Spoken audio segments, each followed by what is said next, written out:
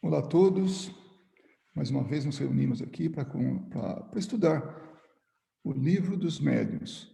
Hoje, quarta-feira, 31 de março de 2021, é aniversário efeméride, né, na verdade, de desencarne de Allan Kardec. Hoje nós vamos seguir estudando a segunda parte, né, que agora é definitiva até o final do livro, das manifestações espíritas. E hoje nós vamos terminar a teoria das manifestações físicas, que é o capítulo 4.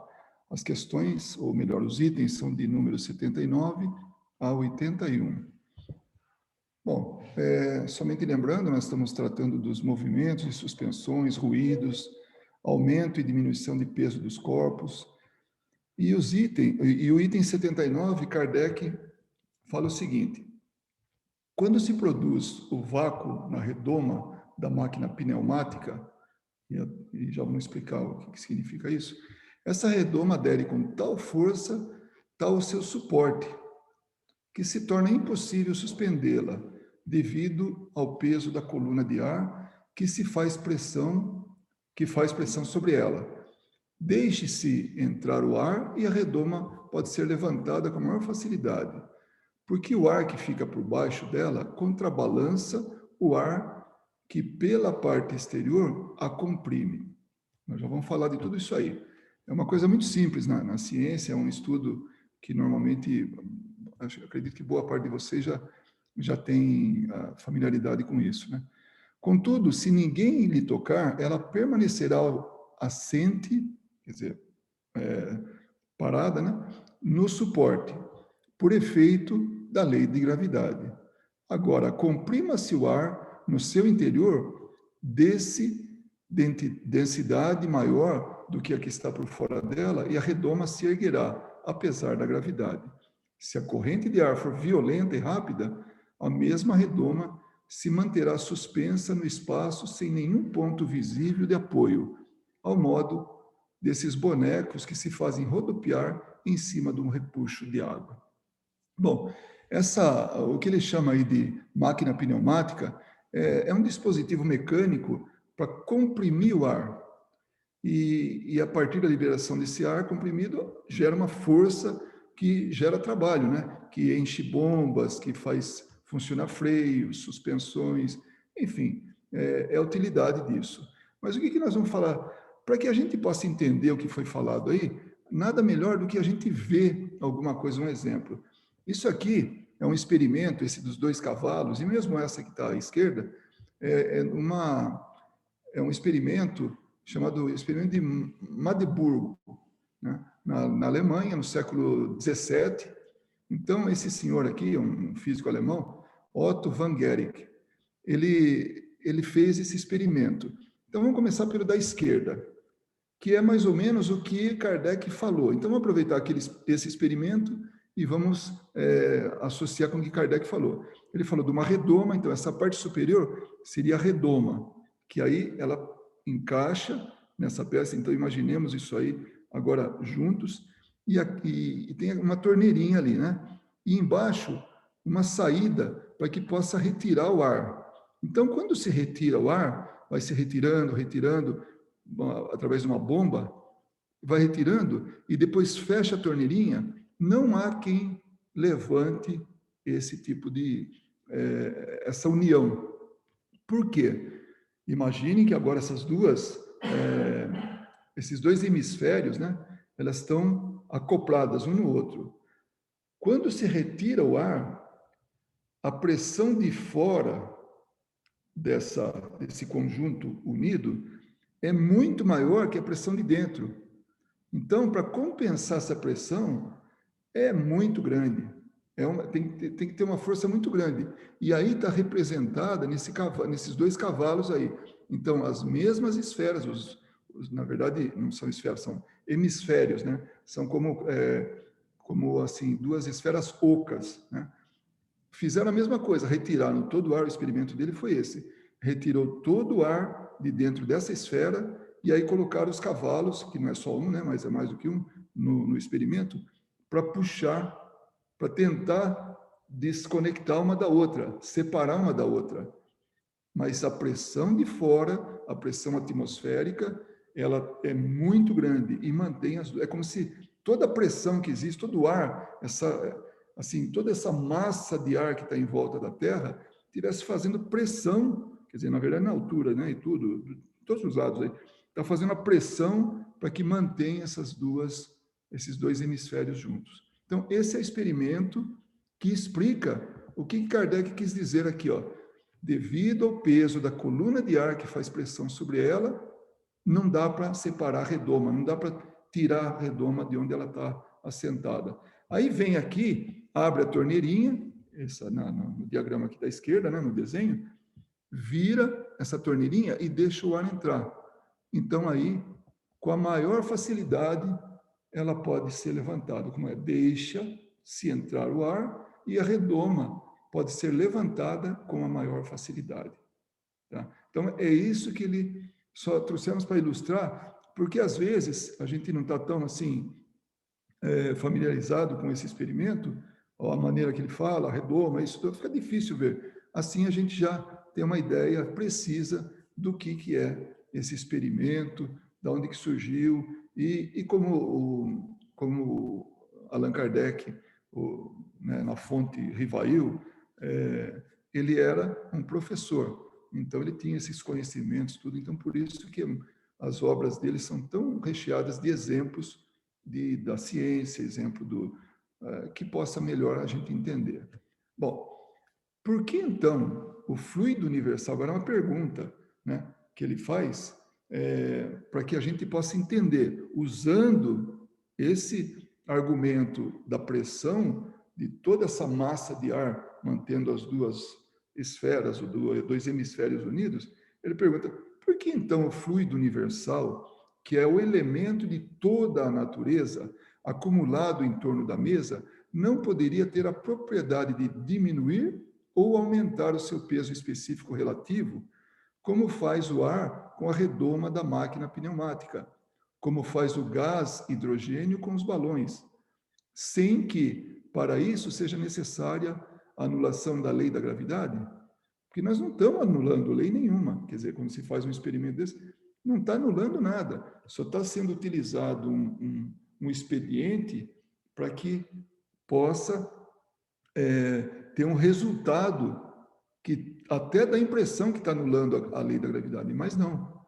Então, e quando ele fala aqui como faz o gás hidrogênio com os balões, todo mundo sabe, então não precisaria trazer como exemplo um balão, quando a criança está segurando toda feliz, e aí de repente o balão sobe e vai embora, né? E ela fala, pronto, aí já começa aquela choradeira lá. O ar é mais pesado que o gás hidrogênio, ou seja, é que nem rolha e água. A rolha não afunda porque ela é mais leve, a densidade dela, o peso específico é maior, desculpa, menor. Então, o de menor peso específico, o de maior peso específico, ou seja, o mais denso, fica embaixo, o menos denso fica em cima. Por isso que a rolha flutua, por isso que o balão sobe. Então, o ar é mais pesado, relativamente falando, né, do que o gás, esse gás hidrogênio que está dentro do balão. Então, porventura, conhecem todas as propriedades e todo o poder desse fluido? Que fluido é esse? Fluido universal. Não, pois então não neguem a realidade de um fato apenas por não poderem explicá-lo. E aqui também um outro exemplo, como que faz uma coisa ficar muito leve, né? Então, simplesmente pega-se, utiliza um mecanismo que é da água, né? E aí, com isso, a gente vê essa esfera tão pesada,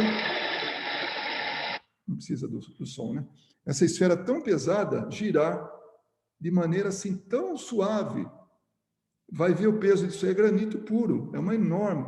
Tem um outro vídeo que eu não coloquei, que são crianças girando com toda facilidade uma esfera de 2 toneladas.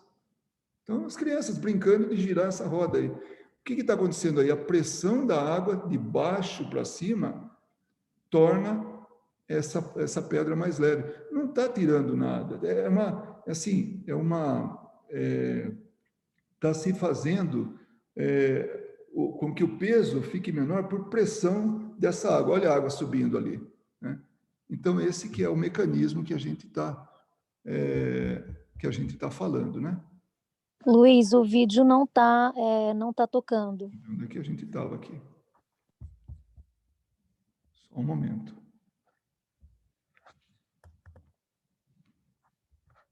Agora vai, né?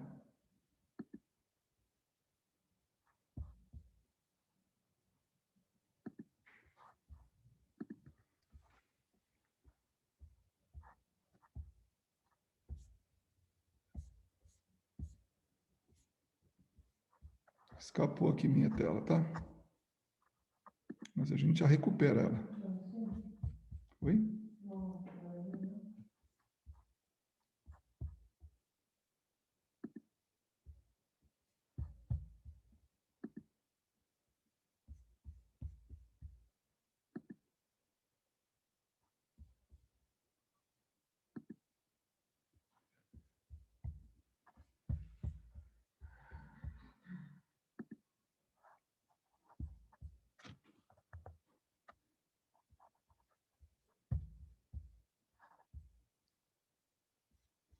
Caramba, hoje é dia, hein?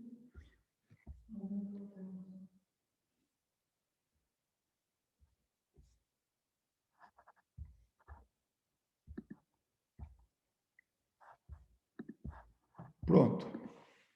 Agora sim. Ou quase sim.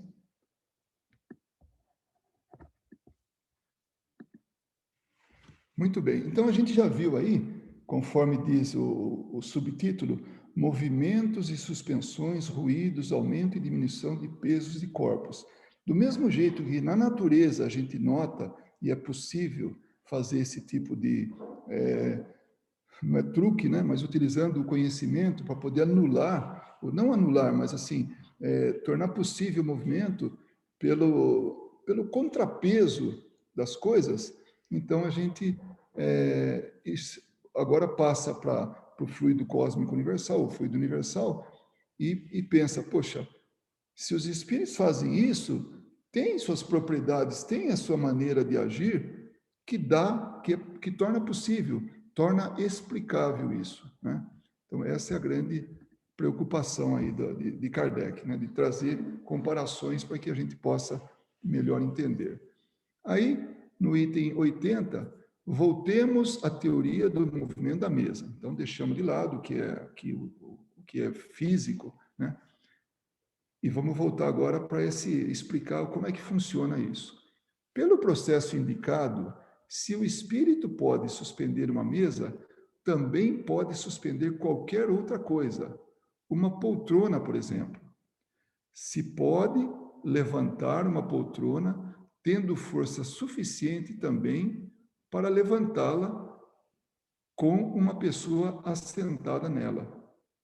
Vocês imaginem uma sessão aqui de efeitos físicos, todos nós, num círculo aí, bem no meio, lá tem uma poltrona, você aí, senta aí a pessoa senta e aquilo começa a levitar, começa a suspender, começa a subir acima do nível do solo.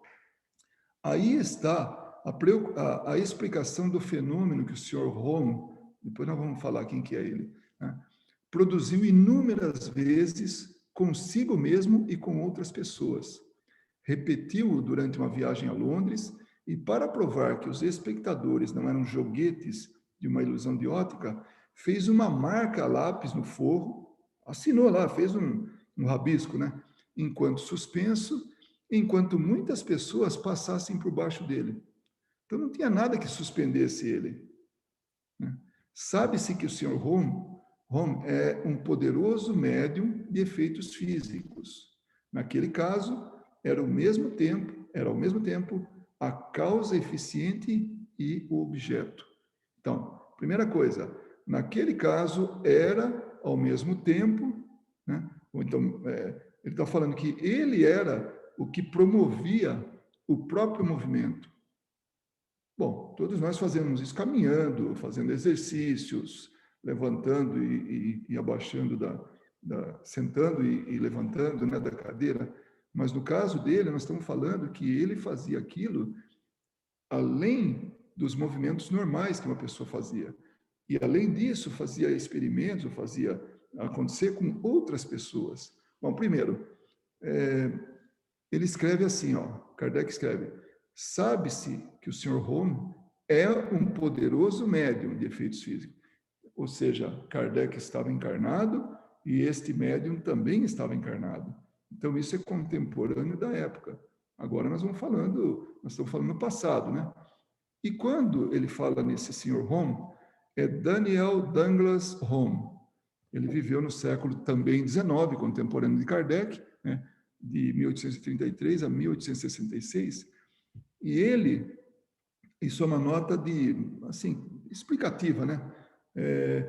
O mais notável médium de efeitos físicos de seu tempo, especialmente famoso por produzir levitações. Por que ele era mais notável? Primeiro, que ele levantava, fazia esse tipo de coisa. Segundo, durante presença de luz. Então, por aí se explica a qualidade do material que ele doa. Aí a gente fala, puxa, então quer dizer que tem médiuns de efeitos físicos diferentes? Tem. Aqueles que assistiram o filme, aquela sessão, aquelas temporadas, né? Aquela temporada de sobrevivência à morte do Netflix, viu que a mulher, para fazer os efeitos físicos, aquela médium, ela exigia, ou ela precisava que todos tampassem qualquer eventual fresta que viesse permitir a entrada de luz, um vazamento de luz, porque faria muito mal para ela. Então, vocês percebem a diferença entre essa médium e um médium do nível de Daniel Douglas Home. Está aí justamente a qualidade da mediunidade, da maneira com que ele pode... Assim, a qualidade do material que ele doa. Né? Então, por isso ele era um poderoso médium. Assim como quando William Crook fez aquelas experiências com Kate King, o espírito, ele andava na rua com ela. Então, a médium ficava lá no local, em transe mediúnico, e ele andava pela rua com ela, materializada. Não feito um fantasma, assim, com roupas, com tudo, com detalhes, e caminhava lá. Então, era uma coisa... por aí a gente vê como existem diferenças entre médiuns. Tá? Aí, o item 81, Kardec fala: há pouco falamos do possível aumento de peso. Desculpa, eu não coloquei não trouxe nenhuma foto, nada desse médium, mas quem tiver curiosidade, joga esse nome lá, tá? Joga no Google e vai ver, na verdade, imagens, né? E vocês vão ver várias vezes ele foi relatado, ele foi informado.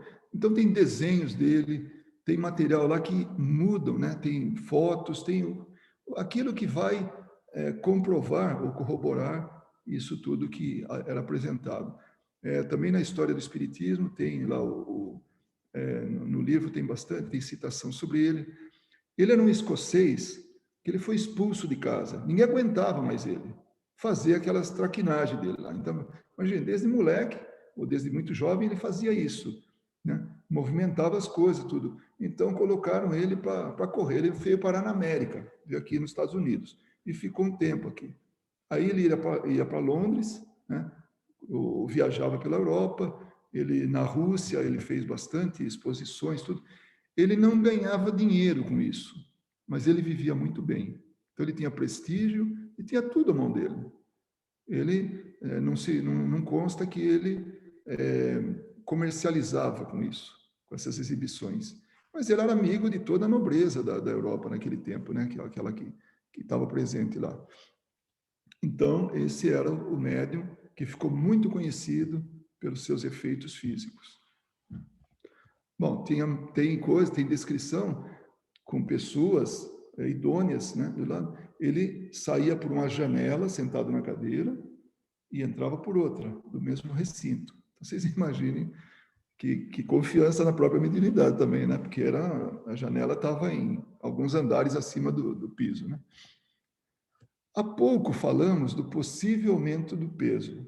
Efetivamente, este é um fenômeno que às vezes se produz sob a pressão da coluna atmosférica e que nada representa de mais anormal do que a prodigiosa resistência da redoma.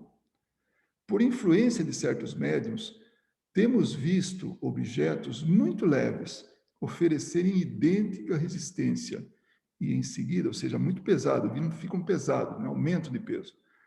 Em seguida, cederem de repente ao menor esforço, como se fosse aqueles dois hemisférios. Abriu a torneirinha, qualquer criança levanta a tampa. Quando o ar foi retirado de lá de dentro, né, aí fecha a torneira para que não entre mais ar, para que não equilibre a pressão, então aquilo ninguém consegue tirar. Já deixou o ar entrar, pronto. Então, da mesma maneira com que os espíritos fazem isso, ou seja, tornar algo assim, digamos aí, uma cadeira no chão. E aí eles colocam esse aumento de peso e aí ninguém consegue levantar, está colado no chão. Aí quando, de repente, qualquer um que vai lá com uma mão, só levanta essa cadeira. Então é a influência desses espíritos, assim, falando em efeitos físicos, né? Atuando sobre esse objeto, no caso a cadeira, que está tornando mais pesado.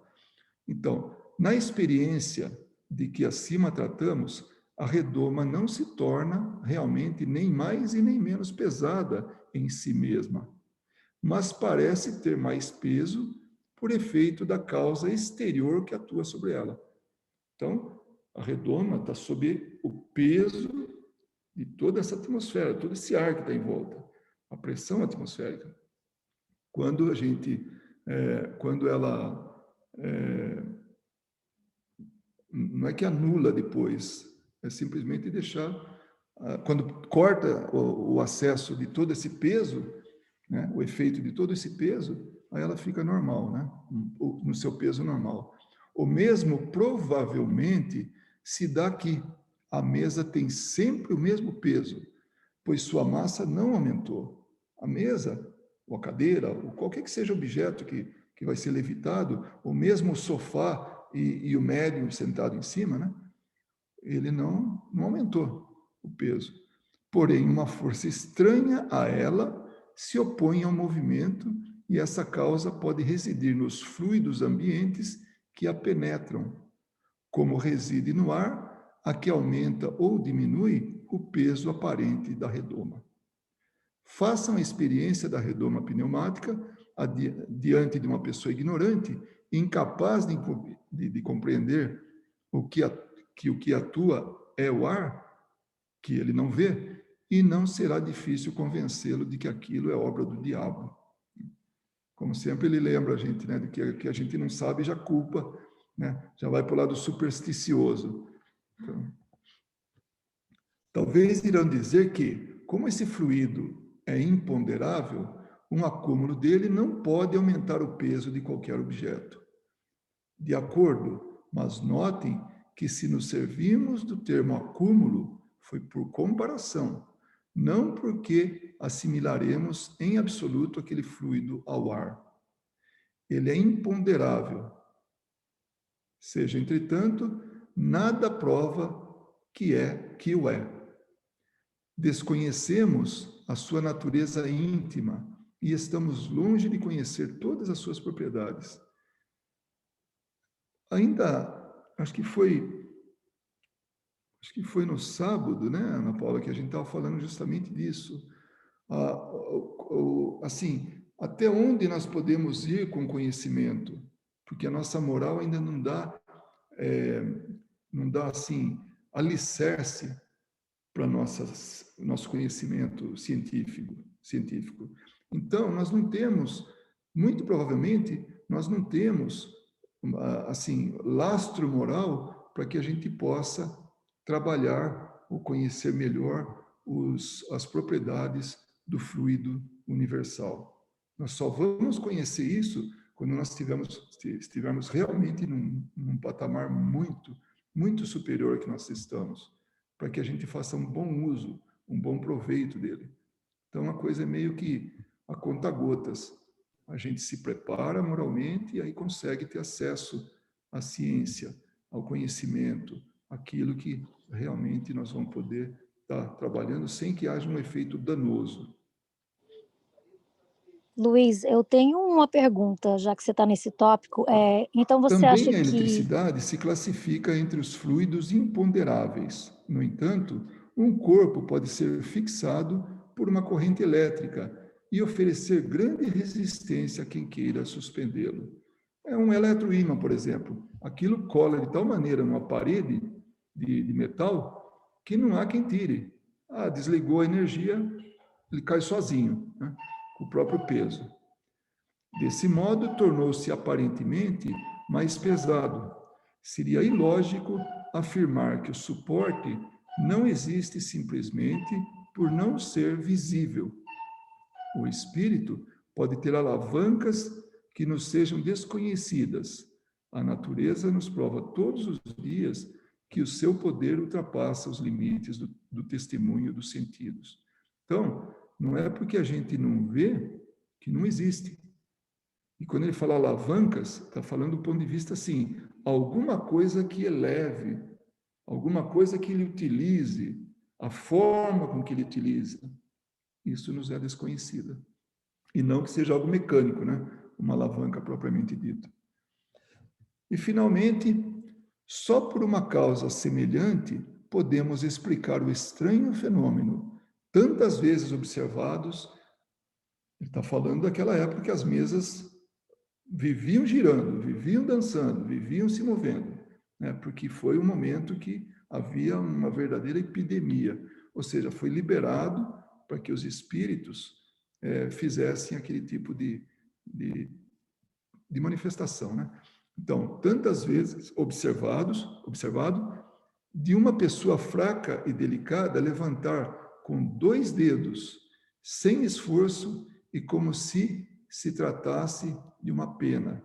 Um homem forte e robusto, juntamente com a cadeira em que está sentado. Os intervalos, isso era assim também, uma pessoa levantava aquilo, né, como se fosse assim, uma ajuda.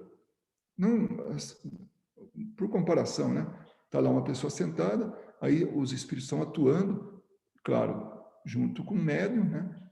E aí vem qualquer pessoa e levanta os dois com a maior facilidade, tanto a cadeira quanto a pessoa, com uma mão só, com um dedo que fosse.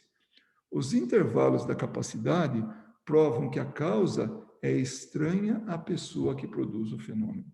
Não é o médium, não é a pessoa que está levantando, não, é esse efeito produzido pelos espíritos, ainda que em parceria com o médium, mas é um efeito que é o espírito que está trabalhando para o conhecimento ou não daquilo. Tá? No dia 7 de abril, quarta-feira que vem, nós vamos estar falando das manifestações espíritas, agora o capítulo 5, das manifestações físicas espontâneas. E a gente vai ver isso, que inclusive foi perguntado, né, semana passada sobre isso, e não, espera mais um pouquinho que nós vamos estar trabalhando esse assunto.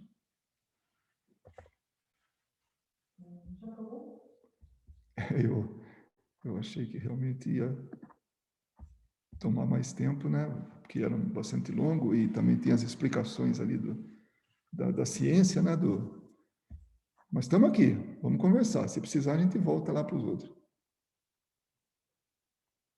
Inês, você perguntou alguma coisa? Porque ia perguntar, mas parece que não chegou aqui a pergunta. Se Sim, for o caso, a eu gente ia volta perguntar lá porque... Sim, você de está me ouvindo? onde seria a pergunta, tá? Está me ouvindo agora? É só você abrir o seu áudio, que não sei se você está...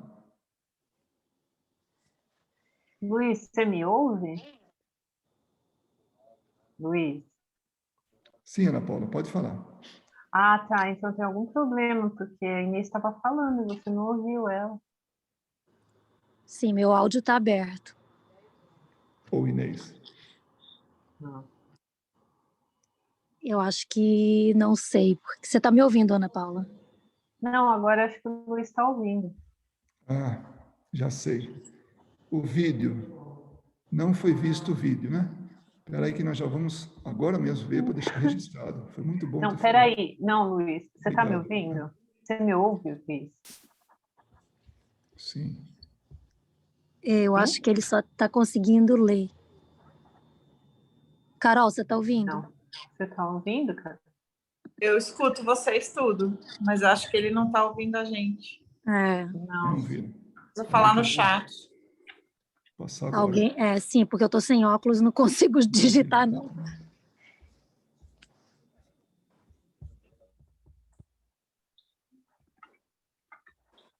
Vamos ver se me lê.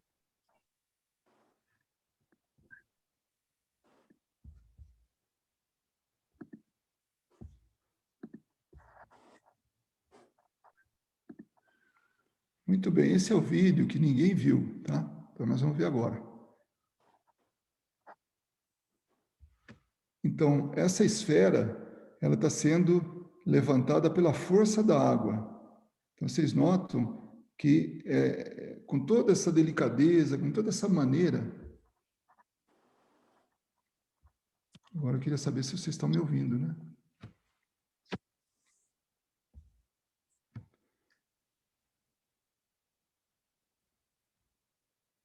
Pelo jeito, não.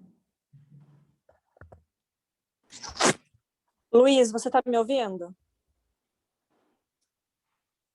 Realmente, gente, eu fui a última a testar, ele realmente não está ouvindo a gente. Eu acho que ele tentou ligar alguma coisa no Deu para ver? Eu mandei no chat para ele, se ele vê. Luiz, Oi, está ouvindo a gente? vai dizer que agora é o vídeo que está...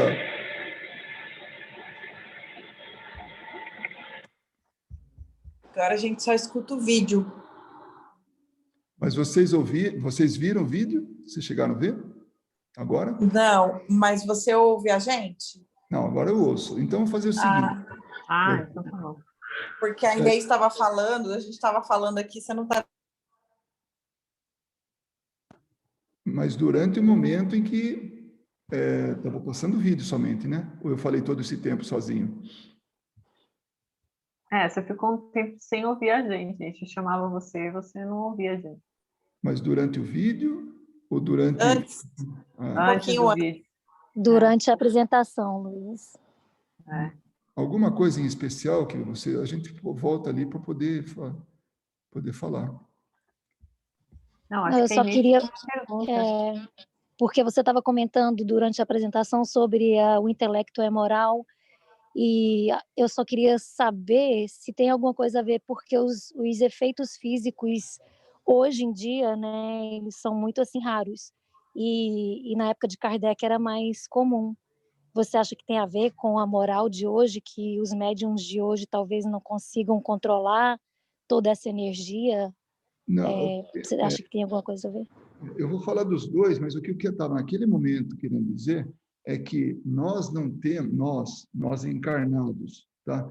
Não temos o conhecimento e nem a habilidade para mexer com os fluidos, com o fluido cósmico universal, porque nós não temos nível para isso. Nível, quero dizer assim, superioridade moral para isso. Isso está por conta de espíritos muito, muito elevados, que podem tratar disso. Hoje, por exemplo, foi falado uma coisa muito interessante naquela live lá que a gente participou. Era um grupo de 5 pessoas, né? E foi muito interessante porque uma é conhecida sua, viu, Ana Paula, que é a Juliana Tange, e ela estava falando de um experimento para mostrar para as crianças